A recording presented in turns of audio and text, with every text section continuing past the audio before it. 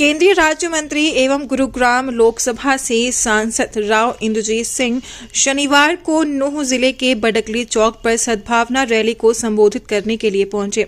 उनकी सद्भावना रैली में भारी संख्या में लोग पहुंचे। कार्यक्रम में पूर्व विधायक नसीम अहमद, पूर्व विधायक विमला चौधरी सहित उनके समर्थक बड़ी संख्या में उनको सुनने के लिए यहां जुटे। केंद्रीय राज्य मंत्री राव इंद्रजीत सिंह ने हाल ही में संगठन को लेकर कहा कि वो पार्टी का फैसला है। पार्टी किसको बनाती है, किसको नहीं बनाती है, वो फैसला पार्टी करती है। लेकिन मैं यूं कह सकता हूं कि जो समर्थक पार्टी के अंदर ना होते हुए भी मेरे हैं, जो वो किसी पार्टी के पदाधिकारी से कम नहीं है बल्कि अव्वल हैं। सद्भावना रैली को संबोधित करते हुए केंद्रीय राज्य मंत्री राव इंद्रजीत सिंह ने कहा कि जिस प्रकार से लोगों ने स्वागत किया है, जिस तरह से लोग गाड़ी में बैठाकर मंच तक लेकर आए, मेवात की क्रीम यहां पर उपस्थित रही। मुझे लगता है कि जो पिछले दौर के अंदर जो कलंक मेवात के ऊपर लगा था, वो आने वाले समय के अंदर धुल जाएगा और मेवात की तरक्की हिंदू, मुस्लिम, सिख, ईसाई सब मिलकर मेवात की तरक्की के लिए जुड़ जाए। बहुत ही कामयाब कार्यक्रम था। उन्होंने कहा कि जो उम्मीदें भारतीय जनता पार्टी से या मुझसे मेवात के लोगों को थी, उसका मैंने अपने भाषण के अंदर जिक्र किया है और जो होने की संभावना थी, इसका ऐलान किया है। केंद्रीय राज्य मंत्री राव इंद्रजीत सिंह ने कहा कि बहुत ही कामयाब जलसा रहा है। मेवात के लोगों का शुक्रिया अदा करना चाहता हूं। गुरुग्राम लोकसभा सांसद ने कहा कि अगले 5 साल के अंदर नूंह जिले में रेल की सिटी बजेगी। पिछले बजट के अंदर 2023 मार्च में बजट हुआ था, उसमें खाता खोल दिया गया है कि मेवात के अंदर रेल लाइन बनने के लिए व्यवस्था तैयार कर रहे हैं। उसका भी निरीक्षण हो गया था, फैसला भी हो गया था, अब सिर्फ पैसा मंजूर करना है। अगले बजट के अंदर जब ये सरकार तीसरी बार बनेगी, उसी समय में पैसा रेल लाइन के लिए भी स्वीकृत कर दिया जाएगा। सांसद ने कहा कि आगामी 10 जनवरी को केंद्रीय सड़क मंत्री नितिन गडकरी के साथ बैठक है, जिसमें राष्ट्रीय राजमार्ग 248A मरोड़ा कट उजीरा में वन वे सहित इत्यादि मुद्दों को लेकर बातचीत होगी। उसमें नेशनल हाईवे के सभी अधिकारियों को बुलाया गया है। मैं भी उसमें शामिल ही रहूंगा। उम्मीद है कि हमारे पक्ष में फैसला होगा।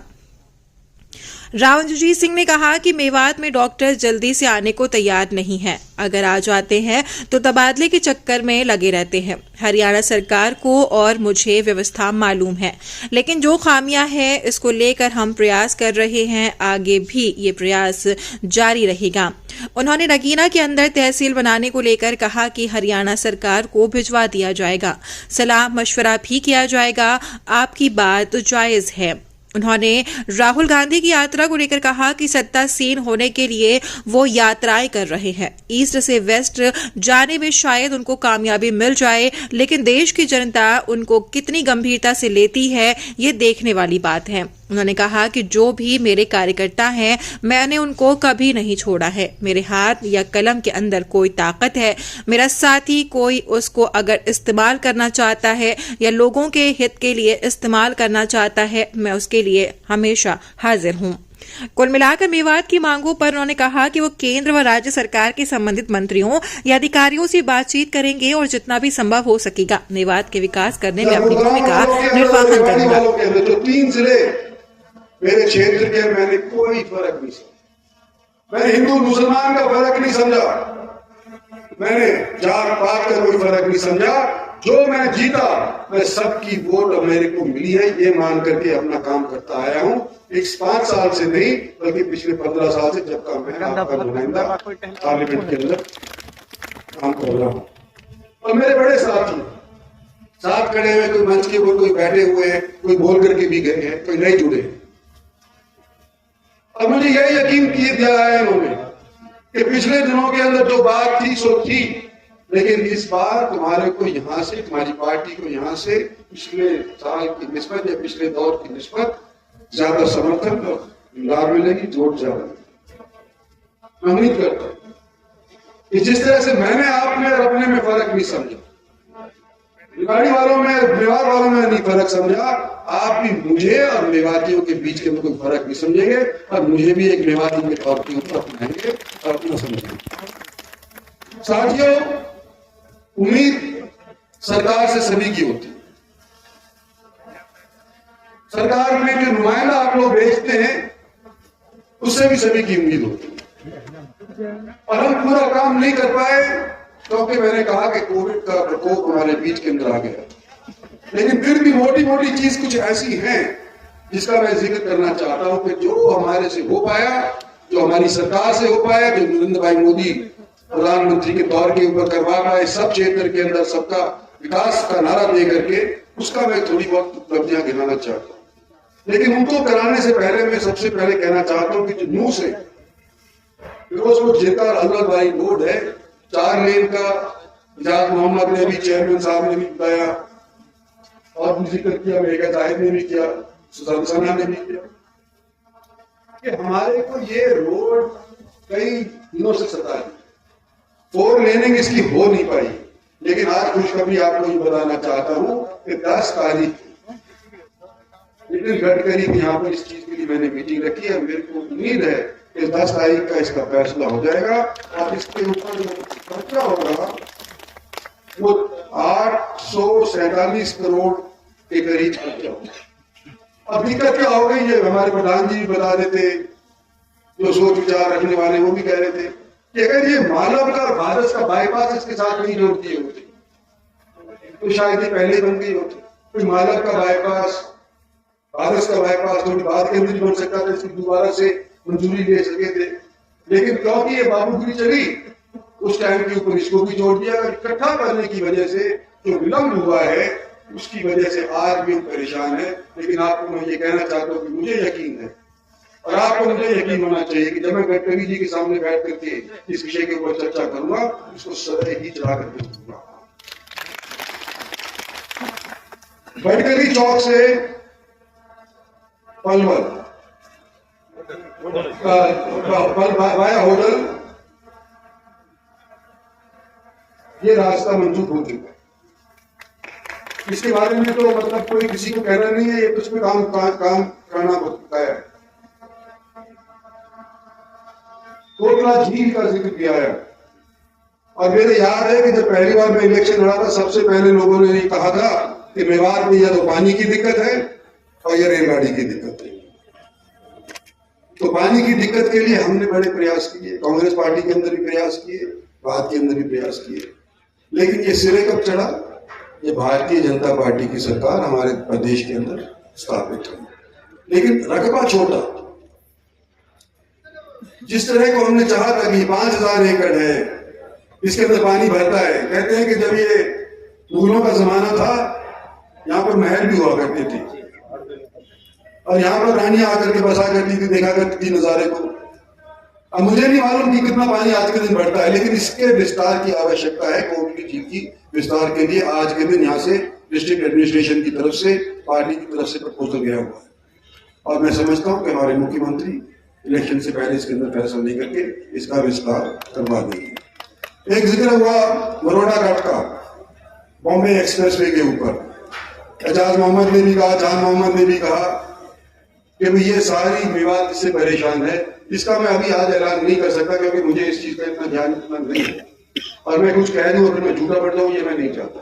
लेकिन इसके विषय के अंदर जरूर मैं चर्चा करूंगा और उसके बाद आपको बताऊंगा।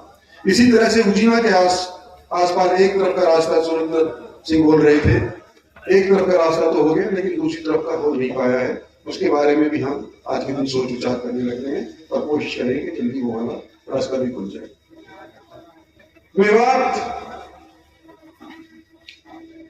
गुड़गांव के जड़ के अंदर बसता और गुड़गांव सबसे समृद्ध जिला कहलाया जाता है। आज के दिन मैं बात कर रहा था एक इनकम टैक्स व्यक्ति से, अफसर से, वो कहता है कि जितना भी सारे हरियाणा का टैक्स जाता है उसका 75% 80% टैक्स गुड़गांव अकेला देता है, इसलिए समृद्ध कहलाया जाता है। 40,000 करोड़ रुपए का टैक्स एक साल के अंदर गुड़गांव के अंदर था। गुड़गांव से अकेले से हरियाणा की कोश के अंदर, मेवात के अंदर टैक्स तो नहीं लगता, लेकिन उसका हिस्सा हमारे को नहीं मिल पा रहा पूरे तौर के ऊपर। इस चीज की हमारे को अभी भी चिंता है, लेकिन ना मिले इसका मतलब ये नहीं कि आगे भी नहीं मिलेगा। हम अगर प्रयास करेंगे, मिलकर के प्रयास करेंगे, तो ये हमारे को हिस्सा न केवल हरियाणा सरकार यहां से देगी, लेकिन भारत सरकार भी देती आई है, आने वाले समय के अंदर भी देगी। दिल्ली मुंबई एक्सप्रेसवे जो हमारे मेवात को टच करते हुए जाता है मंडल, आपको भी पता है कि 1 लाख करोड़ रुपए का खर्च इसके ऊपर हुआ। जितनी भी रोड बनी है, आज तो मैं देखा हूं कि रोड के अंदर काफी दुर्गति हो गई है, टूट गई है, लेकिन 1 लाख करोड़ रुपए का दिल्ली मुंबई एक्सप्रेसवे, शायद ही इतना एक्सपेंसिव, इतना महंगा एक्सप्रेसवे भारत में कहीं और बना होगा। मुझे नहीं पता बना भी होगा, लेकिन हमारा 1 लाख करोड़ का ये एक्सप्रेसवे बनने जा रहा है, आधे से ज्यादा बन चुका है।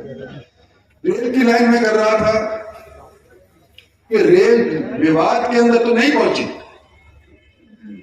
लेकिन मेवात के इर्द गिर्द जरूर पहुंच गई है। ऑर्बिटल रेल कॉरिडोर पलवल, सोना, मानेसर और सोनीपत जाने वाला 5,600 करोड़ रुपए का ये योजना है और इसके ऊपर काम शुरू होने लग गया है। लोग कहेंगे मेवात के अंदर क्यों नहीं आप दे रहे? जब मैं पहले आया था तो मैंने 2 चीजों का जिक्र किया था कि एक कोटला जीत का मैंने कहा था, उसके ऊपर काम होने लग रहा है, कुछ हो गया है। दूसरा मैंने कहा था कि रेल लाइन मेवात के लोगों को मैं बिठाऊंगा, रेल लाइन पे मैं बिठाऊंगा। मैं आज आपको ये कहना चाहता हूं कि पिछला जो बजट हुआ, उस पिछले बजट के अंदर पहली बार कई सालों के बाद भारत सरकार के इस बजट के अंदर ये प्रावधान रखा गया कि मेवात को रेल से जोड़ने के लिए एक खाता खोला गया, जिसके अंदर पैसा जमा होता है। मतलब बिना खाते के तो कभी जमा ही नहीं हो पाता ना, आप भी जानते हैं बैंक के अंदर। इसी तरह से भारत सरकार के अंदर भी बिना खाते के फाइनेंस डिपार्टमेंट कोई पैसा नहीं डाल सकता। लेकिन पिछली बार भारत सरकार की योजनाओं के अंदर, बजट के अंदर ये खाता खुल गया, मेवात के अंदर रेलवे लाइन आएगी। अब तक क्यों नहीं आई थी? क्योंकि रेलवे लाइन का, रेलवेज का बेड़ा गर्क हो रहा था, नुकसान में जा रही थी, और हमने प्रयास किए लेकिन नहीं हो पाए। चाहे कांग्रेस सरकार थी वो भी नहीं कर पाई, और इस सरकार के अंदर भी जब इन्होंने रेलवे बजट को नॉर्मल बजट के साथ जोड़ दिया, तो आज इसकी माली हालत कुछ सुधरी है। तो आने वाले समय के अंदर मैं समझता हूँ इस साल इस 5 वर्षीय योजना जो खत्म होने जा रही है, इसके अंदर तो मैं नहीं कह सकता, लेकिन आने वाले समय के अंदर मुझे पूरी यकीन है कि मेवात को रेल लाइन, पैसेंजर लाइन मिलेगी। 6,400 करोड़ का KMP, कुंडली, मानेसर, पलवल रोड आप जानते हैं सबके सब।